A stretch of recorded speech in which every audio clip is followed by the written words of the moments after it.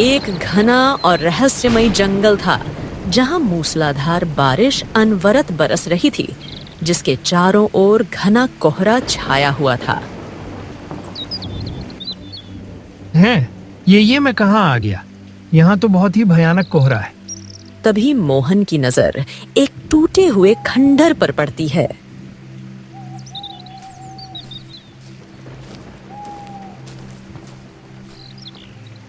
अरे अरे, ये तो कोई पुराना खंडहर लगता है। मोहन खंडहर के अंदर जाता है,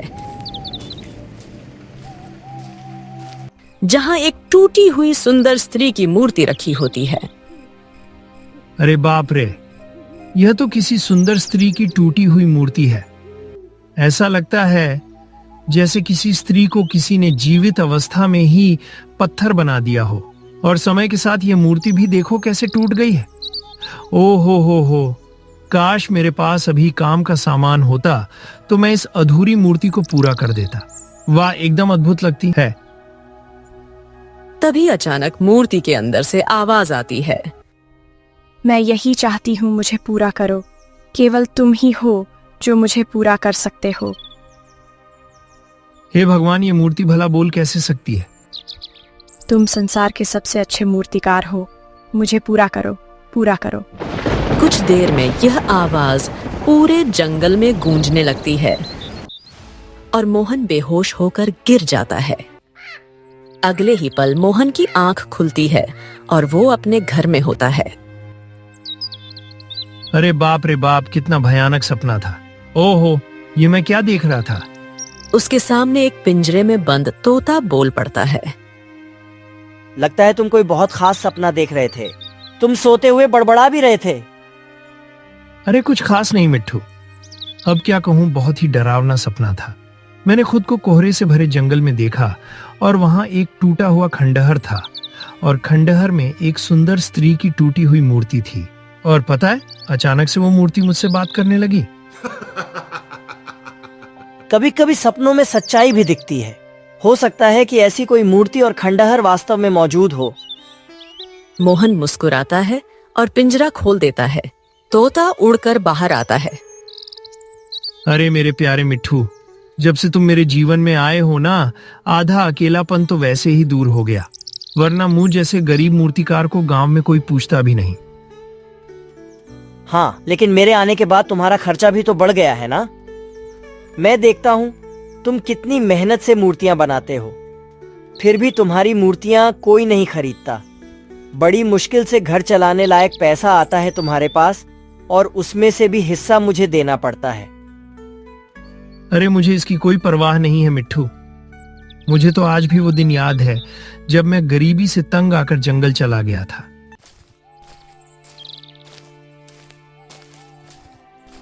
मोहन गुस्से में जंगल की ओर जा रहा था।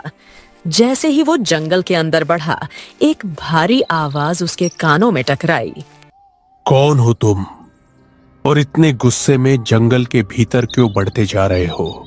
क्या तुम्हें नहीं पता यहाँ भयानक जीव रहते हैं जो तुम्हें खा जाएंगे? मोहन ने जैसे ही पीछे देखा, एक वृक्ष के नीचे एक साधु बैठा हुआ उसे घूर रहा था।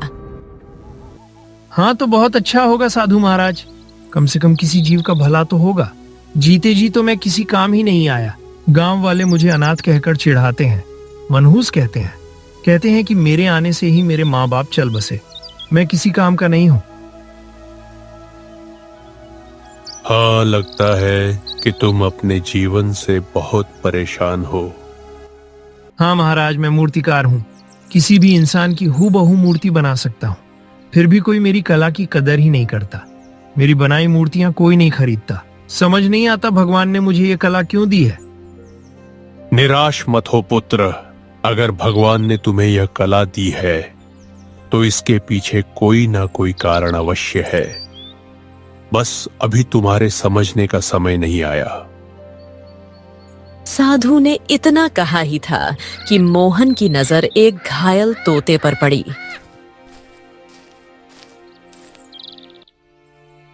अरे, ये तोता तो घायल है। मेरा जंगल में कोई दोस्त नहीं है।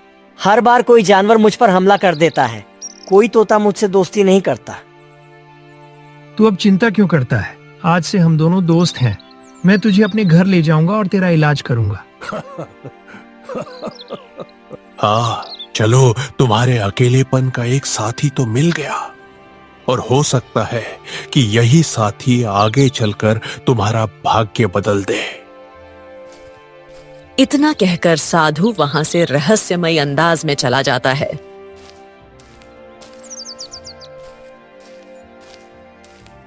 मोहन और तोता मूर्तियों की बात कर रहे हैं। चलो, पुरानी बातें तो बहुत हो गई। आज तुम्हें मूर्तियां नहीं बेचनी है क्या? देखो देखो, समय कितना हो गया है। सूरज सर पर चढ़ाया है। अरे हाँ, तो फिर आओ, बैठो मेरे कंधे पर और हमेशा की तरह दोनों चलते हैं गांव के बाजार में। कुछ ही देर में तोता मोहन के कंधे पर बैठ जाता है। मोहन मूर्तियां उठाकर बाजार की ओर चल पड़ता है। बाजार पहुंचकर मोहन अपनी मूर्तियां बेचने की कोशिश कर रहा है। आओ आओ लोगों, आइए भाइयों, सुंदर सुंदर मूर्तियां ले लो। घोड़े की, राजा की, रानी की, बच्चों के खिलौने के लिए भी ले लो सुंदर सुंदर मूर्तियां ले लो। मगर कोई भी ग्राहक मोहन की ओर नहीं आता। मोहन सुबह से शाम तक वहीं बैठा रहता है। अब क्या करें मिट्ठू, एक भी मूर्ति बिकी नहीं और मेरे पास तो इतना धन भी नहीं है कि कुछ खरीद कर घर ले जा सकूं। ओहो, बात तो चिंता की है, और मुझे भी बहुत तेज भूख लगी है। ठीक उसी वक्त गांव का मुखिया आता है।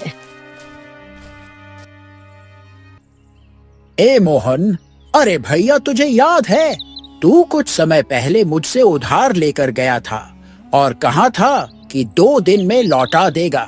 आज 3 साल हो गए हैं, तूने अभी तक उधार न चुकाया। कब देगा? मुखिया जी देखिए, मैं बहुत जल्दी चुका दूंगा। जब मैंने लिया था तब मुझे लगा था कि मेरी मूर्तियां बिक जाएंगी, लेकिन ऐसा नहीं हुआ। अरे नहीं बिकी तो मैं क्या करूं? मेरी बात कान खोल के सुन ले। गांव में शायद ही कोई ऐसा होगा जिससे तूने कर्ज ना लिया हो, और सभी मेरे पास शिकायत लेकर आते हैं। इसीलिए गांव के मुखिया होने के नाते मैं तुझे केवल 3 दिन की मोहलत देता हूं। अगर तूने 3 दिन में मेरा और बाकी सबका कर्जा नहीं चुकाया तो मैं तुझे तेरी झोपड़ी से धक्के मारकर बाहर निकालूंगा। हाँ। इतना कहकर मुखिया वहां से चला जाता है। मोहन उदास मन से अपनी मूर्तियां समेटता है। देखा मिट्ठू, इस मुखिया ने मेरी मजबूरी को नहीं समझा, उल्टा धमकी देकर चला गया। क्या ऐसा होता है मुखिया? उसे अपने गांव के लोगों की समस्याओं को समझना चाहिए ना।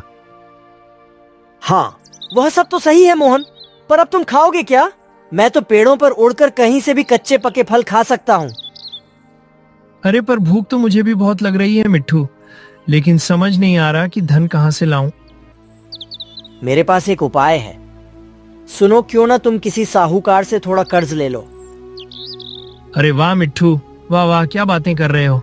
मुखिया अभी मुझे कर्ज के लिए ही सुना के गया है और तुम बोल रहे हो ऊपर से और कर्जा ले लो। गजब बात करते हो। अरे गांव में शायद ही कोई बचा होगा जिससे मैंने उधार ना लिया हो। हाँ, बस एक ही बचा है। साहूकार, वो तुम्हें थोड़ा कर्ज तो दे ही सकता है।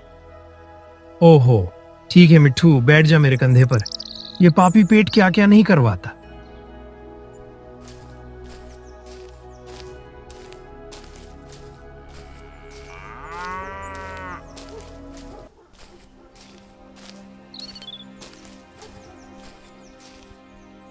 मोहन और तोता साहूकार की हवेली में खड़े होते हैं। अरे मूर्तिकार मेरे दरवाजे पर। क्यों भैया, सब कुछ ठीक तो है ना? प्रणाम साहूकार जी। आप तो जानते हैं कुछ दिनों से मेरी मूर्तियां नहीं बिक रही हैं और मैं धन के अभाव में हूँ। खाने तक के पैसे नहीं है साहूकार जी। अरे ये क्यों नहीं कहता कि 3 साल से किसी ने तेरी मूर्तियां नहीं खरीदी? अब सीधे सीधे यह बता, यहाँ किस काम से आया है? मालिक, मुझे थोड़ा कर्ज चाहिए ताकि कुछ खरीद सकूं। मैं भी भूखा हूं और मेरा मिट्ठू भी। हाँ ठीक है, ठीक है, मैं तुझे कर्ज दे दूंगा, लेकिन 3 दिन में लौटाना होगा। नहीं लौट आया तो तेरी झोपड़ी में घुसकर सारी मूर्तियां उठा ले जाऊंगा। पर मेरी मूर्तियां तो बिकती ही नहीं है, आप उठाकर करोगे क्या? वो तेरे नसीब का खेल है।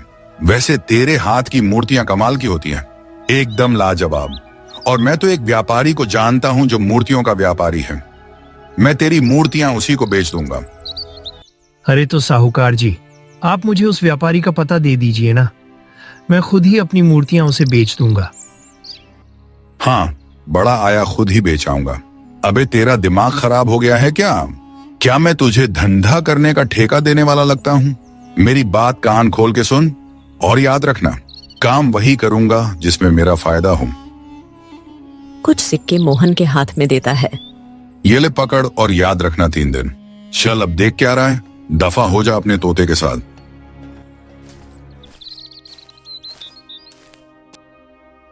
देखा मिट्ठू, इसकी अकड़ देखी। अब वैसे भी साहूकार नहीं अकड़ेगा तो कौन अकड़ेगा? मित्र, मजबूरी इंसान से कुछ भी करवा सकती है। अब चलो, भूख लगी है, पहले कुछ पेट पूजा तो कर ले। इसके बाद मोहन बाजार से कुछ आवश्यक सामान खरीदकर घर आता है।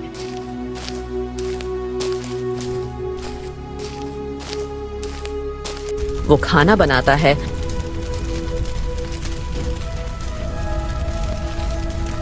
और तोते के साथ भोजन करता है।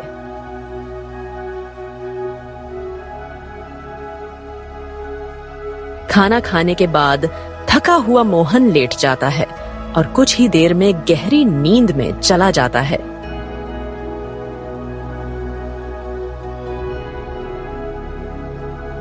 अगले ही पल मोहन ने फिर से अपने आप कोहरे से घिरे एक जंगल के खंडहर में खड़ा हुआ पाया। वहां वही टूटी हुई स्त्री की मूर्ति थी।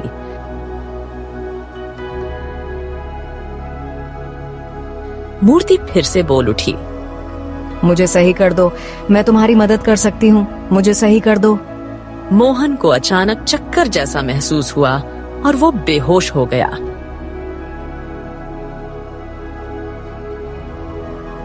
कुछ देर बाद जब उसकी आंख खुली तो उसने देखा कि तोता बहुत बेचैन और विचलित था।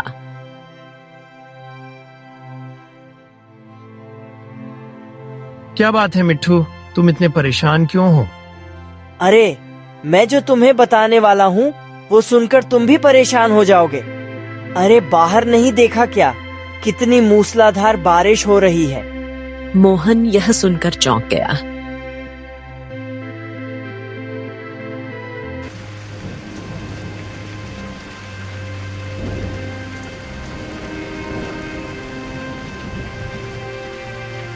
हे भगवान, ये तो भयंकर बारिश है। अब क्या होगा मिट्ठू? अरे, अब क्या होगा, छोड़ो, अपनी मूर्तियों को संभालो। बारिश का पानी बहुत जल्दी झोपड़ी के अंदर घुस जाएगा, जल्दी करो।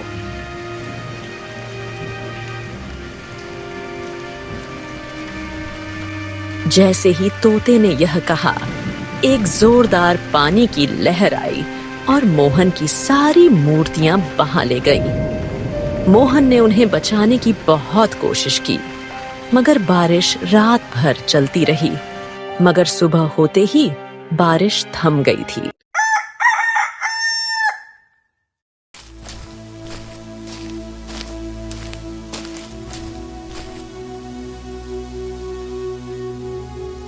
अरे मैं तो बर्बाद हो गया मिट्ठू।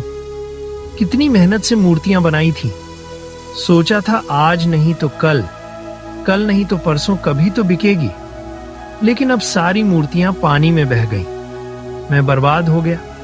बर्बाद? ये सब तो ठीक है मोहन, लेकिन तुम साहूकार का कर्ज कैसे चुकाओगे?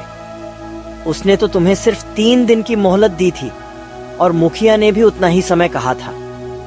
अब क्या करोगे? दोनों यह बात कर ही रहे थे कि तभी गांव का मुखिया और साहूकार वहां आ पहुंचे।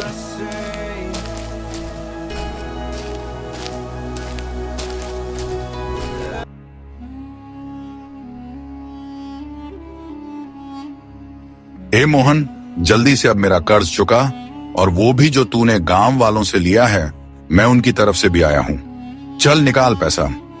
हाँ भैया, और मेरा भी पैसा चाहिए, वो भी निकालो। दया करो आप दोनों, मेरी हालत पर दया करो। आपने देखा नहीं रात को कैसी मूसलाधार बारिश हुई, पानी झोपड़ी तक आ गया, सारी मूर्तियां बह गई पानी में। मैं आपके पैसे लौटाने से मना नहीं कर रहा, लेकिन इस समय मेरे पास सच में कुछ भी नहीं है। दया करो मालिक, दया करो, दया करो। यह सुनते ही साहूकार गुस्से में उबल पड़ा।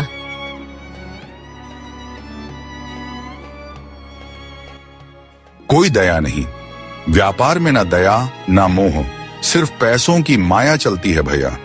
सुन ले रे मोहन, मैं तुझे सिर्फ 2 दिन और दे रहा हूं।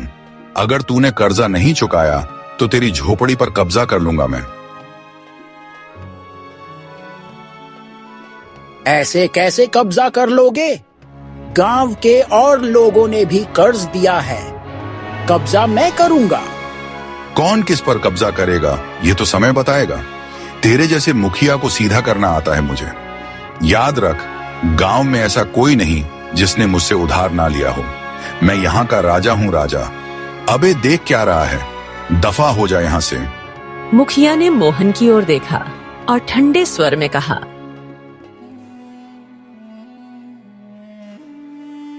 तेरी झोपड़ी तो गई। अगर 2 दिन में कर्जा नहीं चुकाया तो गांव वालों के सामने तुझे ऐसा पीटूंगा कि सारी उम्र याद रखेगा। हाँ,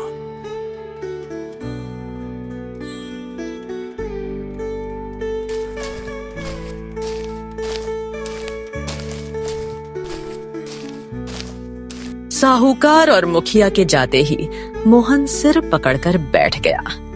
अब क्या होगा मिट्ठू? हाँ, तो अब होगा यह कि साहूकार और मुखिया यह दोनों कुत्ते बिल्ली की तरह भिड़ेंगे। लेकिन अगर 2 दिन में तूने कर्ज नहीं चुकाया ना, तो वो दोनों मिलकर तुझे खत्म कर देंगे। मेरी तो समझ नहीं आ रहा कि मैं करूं तो क्या करूं। उदास मत हो मोहन, इस मसले का भी कोई ना कोई हल तो जरूर होगा। अच्छा बताओ, क्या आज भी तुम सोते में बड़बड़ा रहे थे? फिर से वही सपना आया क्या? हाँ, मैं तुम्हें बताने ही वाला था कि फिर से वही सपना, कोहरे भरा जंगल, वही खंडहर और वही बोलती मूर्ति। हाँ, और वो मूर्ति तुमसे कहती है कि उसे सही कर दो और वह तुम्हारी मदद करेगी, है ना? तो क्यों ना एक काम करे मोहन, उस मूर्ति को ढूंढने के लिए जंगल में चले। क्या कहते हो? अरे पागल वागल हो गए हो क्या मिट्ठू? फालतू की बातें करते हो। कभी कभी भगवान की मदद ऐसे ही इशारों में मिलती है, हमें बस पहचानने की जरूरत होती है। मोहन गहरी सोच में डूब गया।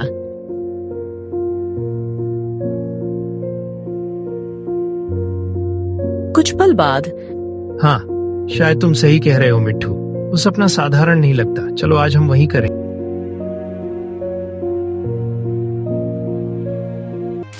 मोहन और तोता जंगल की गहराइयों में निकल पड़े।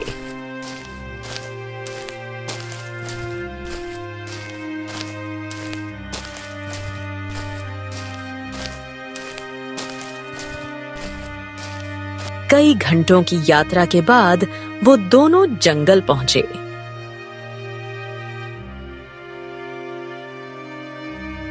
मिट्ठू सुनो, वो देखो वहां सामने कोहरा फैला हुआ है।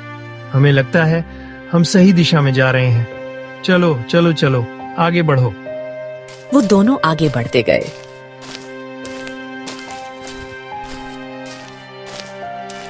और कुछ ही देर में मोहन ने विजय स्वर में कहा,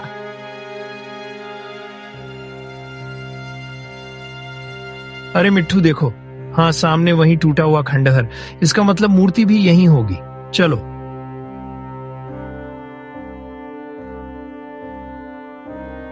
इतना कहकर मोहन तोते के साथ खंडहर के अंदर चला गया।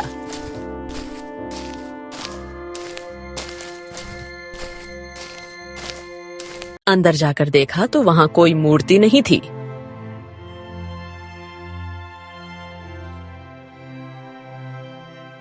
ए मिट्ठू, सपने में तो मुझे यही खंडहर दिखाई देता था।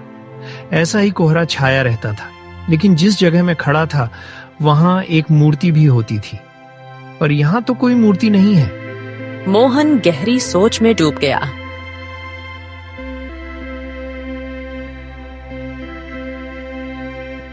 हाँ, तो फिर एक काम करो, जिस जगह तुम खड़े हो वहाँ खुदाई करके देखो, हो सकता है मूर्ति जमीन के नीचे कहीं हो। तभी मोहन को एक कुदाल दिखाई दिया। अगर यहाँ कुदाल है तो इसका मतलब मूर्ति जमीन के अंदर कहीं ना कहीं तो होगी।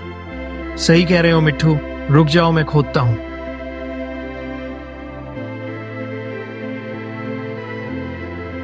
मोहन ने जमीन खोदना शुरू किया।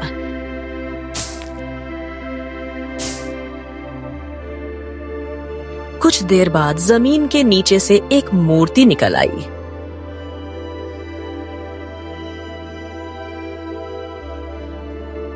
मिट्ठू, ये वही मूर्ति है जो मुझे सपने में दिखाई दे रही थी, बिल्कुल वही चेहरा। हाँ, मुझे लगता है मोहन की इसे अपनी झोपड़ी में ही रखना चाहिए। इसे सही करो, ये मूर्ति बहुत सुंदर है। अगर इसे बाजार में बेचा गया तो बहुत अच्छे दाम मिलेंगे। हाँ, तुम सही कह रहे हो। एक बार कोशिश करने में भला क्या जाता है।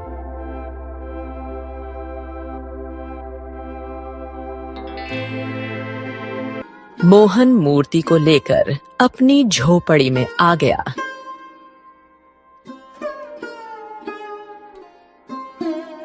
दिन रात वो टूटे हुए हिस्सों को सही करने लगा।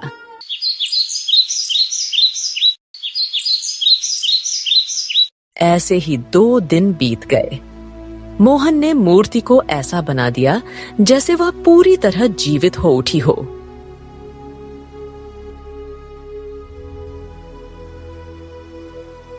अरे वाह वाह वाह, क्या बात है, तुमने तो इसको बिल्कुल नया बना दिया।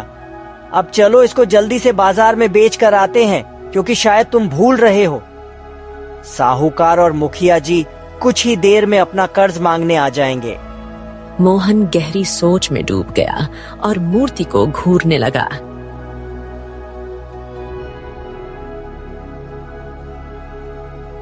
नहीं मिट्ठू, मैं इस मूर्ति को नहीं बेचूंगा। अरे 2 दिन तक मैंने इसे बड़ी मेहनत से तराशा है। ना जाने क्यों मुझे इस मूर्ति से प्रेम हो गया है। लेकिन क्यों? अरे मूर्ति से प्रेम? अरे तुम पागल वागल हो क्या, मूर्ख हो क्या? अरे देखो तो सही कितनी सुंदर मूर्ति बनी है। इसे अच्छे दाम पर बेचो, अपना कर्ज चुकाओ, नहीं तो रहोगे कहाँ, खाओगे कहाँ, नंगा नहाएगा, क्या निचोड़ ढेगा, क्या वाली हालत हो जाएगी। हाँ, मैंने सोच लिया, कुछ भी हो मैं इस मूर्ति को अपने से अलग नहीं करूंगा। मिट्ठू,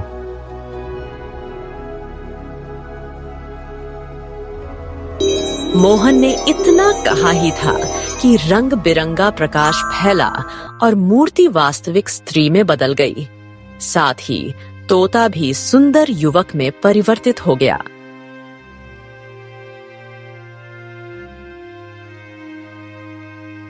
हाँ, ये सब क्या है?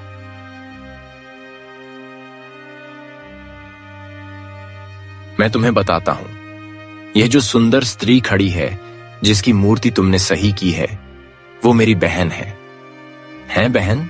जी हाँ, मेरा नाम आदित्य है और यह मेरी बहन चंद्रलेखा है।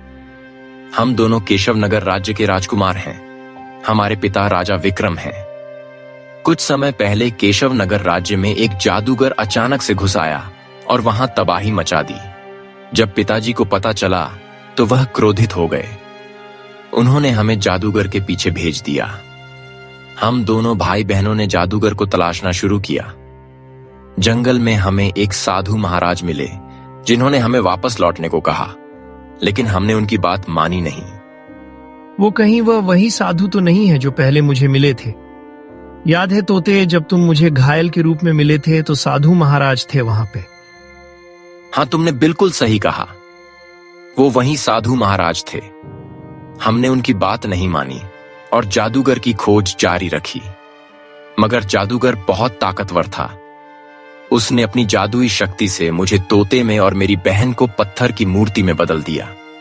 उसका आधा हिस्सा तोड़ दिया और जमीन में दबा दिया। उसने मुझसे कहा कि हम दोनों श्रापित हैं। हमारा श्राप तभी टूटेगा जब कोई मूर्तिकार मेरी बहन की मूर्ति को जमीन से बाहर निकालकर बिल्कुल ठीक कर देगा। बस तभी वहां साधु महाराज प्रकट हुए और जादूगर को जला दिया। मोहन सोच में डूब गया।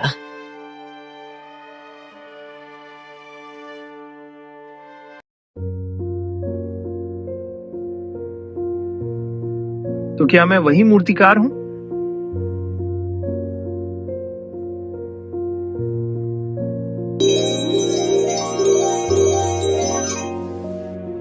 तभी वहां रंग बिरंगे रंगों के साथ वही साधु प्रकट हो गया।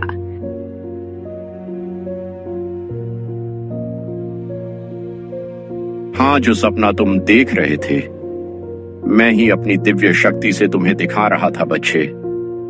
मैं जानता था कि तुम ही हो जो चंद्रलेखा की मूर्ति को पूरी तरह से ठीक कर सकते हो।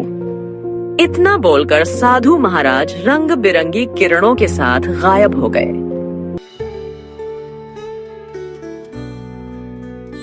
जादूगर ने कहा था कि अगर कोई मूर्तिकार मेरी मूर्ति को पूरी तरह सही कर दे और उससे सच्चा प्रेम कर बैठे, तभी हम मुक्त हो सकते हैं। तुमने मुझसे सच्चा प्रेम किया है, मैं तुमसे विवाह करूंगी। मोहन मुस्कुराया।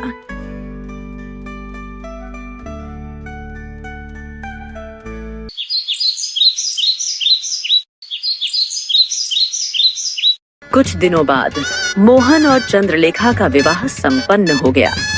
इस तरह एक मूर्तिकार के प्रेम ने जादू के श्राप को खत्म कर दिया।